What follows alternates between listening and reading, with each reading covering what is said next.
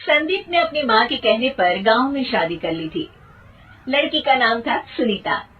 माँ का कहना था एकदम मॉडर्न बहू नहीं होनी चाहिए, लेकिन उन्हें नहीं पता था कि गांव से आने वाली बहू सुंदर सुशील तो होगी और उसको गांव से बाहर भी निकाल लाएंगे, लेकिन उसके अंदर का गांव कैसे बाहर निकलेगा। शादी के कुछ दिन बाद, माँ टिफिन तो देना जरा। बेटा अब तो स्कूल नहीं ऑफिस जाता है, माँ से नहीं अपनी बीवी से टिफिन मांगा कर। ओके माँ। सुनीता टिफिन ले आओ। 1 किलो टिफिन, इसके अंदर पिस्ता डाल दिया है। पिस्ता? पिस्ता क्यों?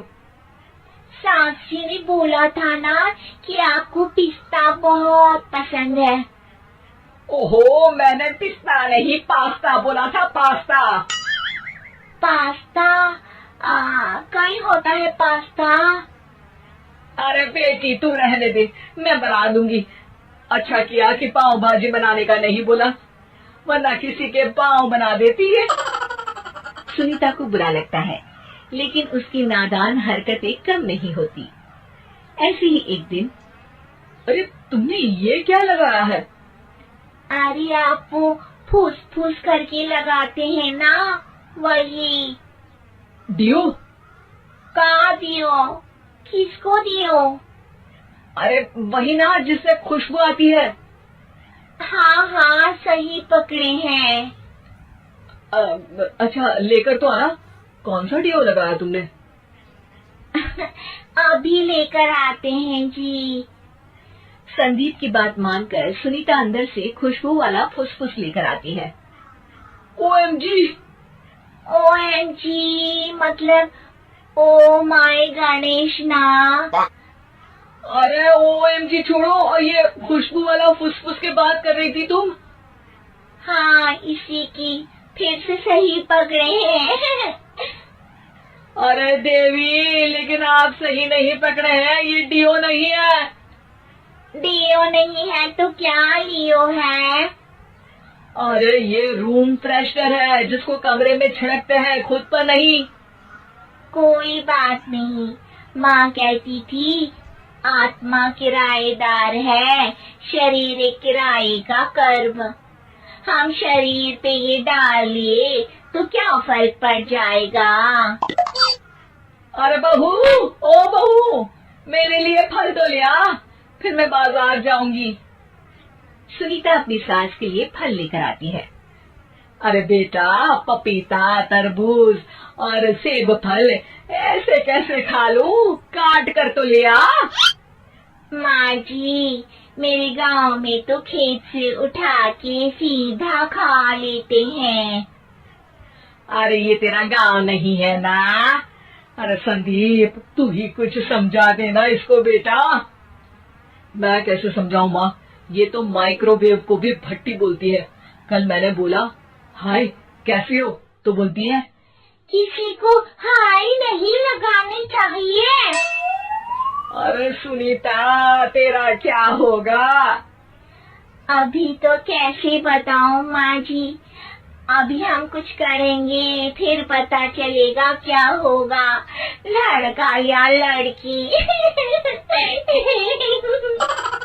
ये भगवान, कहाँ से आ गई है?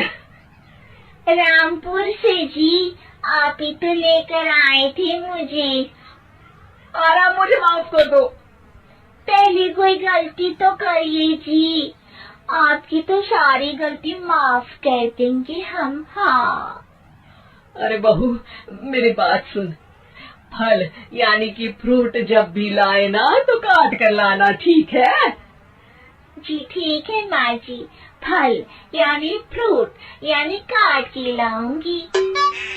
सुनीता रोज ही कोई ऐसी हरकत कर देती जिसकी वजह से उसे घर में 2 बातें सुननी पड़ती। एक दिन, माँ मेरे बॉस घर पर आने वाले हैं शाम को, उनका बर्थडे है, फैमिली साथ नहीं रहती उनके, तो यही पार्टी कर लेंगे। उनको अच्छा लगा तो शायद मेरा प्रमोशन भी हो जाएगा। मैं ना फ्रूट केक लाकर फ्रिज में रख दूंगी और तेरे साथ आज खाना मैं बनाऊंगी, ताकि जब साहब आए तो खाने में कोई गड़बड़ ना हो। शाम को जब सारी तैयारियां हो जाती है, संदीप के साथ बड़े साहब भी घर आते हैं। फ्रूट केक तो ले आना बहू, फिर खाना खाएंगे। अरे इस सब की क्या जरूरत थी, आपने बुलाया वही काफी है। सर, आपका परिवार शहर में नहीं है तो हम ही आपके परिवार जैसे हैं सर। इतने में ही सुनीता फ्रूट केक लेकर आती है और बड़े साहब की टेबल पर रख देती है, और जैसे ही केक के ऊपर का बॉक्स हटाती है, ओह, ये क्या है? केक तो कटा हुआ है। मैं तो ऐसा नहीं लाई थी। आप मुझे शाबाशी दे सकती हैं माँ जी, मैंने ही केक काट दिया। आपने कहा था ना, फल यानी फ्रूट यानी हमेशा काट के लाना। तो फ्रूट केक भी तो फ्रूट ही है ना, तो मैंने पहले ही काट लिया। हूँ ना मैं समझदार। अरे बहू, ये क्या किया? केक हमेशा वही काटता है जिसका जन्मदिन होता है। तुझे एक बात भी समझ नहीं आती, एक नंबर की बेवकूफ है। पूरा माहौल बिगड़ चुका था। संदीप को लगने लगा था कि साहब उसे प्रमोशन तो दूर की बात है, कहीं डिमोशन ना दे दे। लेकिन साहब बीच में ही बोल पड़ते हैं। अरे कोई बात नहीं, ये इनकी बेवकूफी नहीं है, इनका भोलापन है। बेटा, आप कहाँ से हो? रामपुर गांव से। अरे वाह, गांव से? फिर तो आपके गांव में ताजे फल और सब्जियां मिलते होंगे। हाँ, सही पकड़े हैं। हम तो काटते भी नहीं, सीधा खा लेते हैं। मैं ना एक बार तुम्हारे गांव घूमने जरूर चलूंगा। क्यों संदीप, ले चलोगे ना? मुझे गांव घूमना बहुत पसंद है। बस फिर क्या था, संदीप और सास दोनों खुश हो गए, क्योंकि साहब को सुनीता ने गांव की बात करके खुश कर दिया था। अब संदीप का प्रमोशन पक्का था। शिक्षा, कभी भी किसी भी गलती पर घबराना नहीं चाहिए। हो सकता है कि उस गलती की वजह से आगे बड़ा फायदा हो जाए।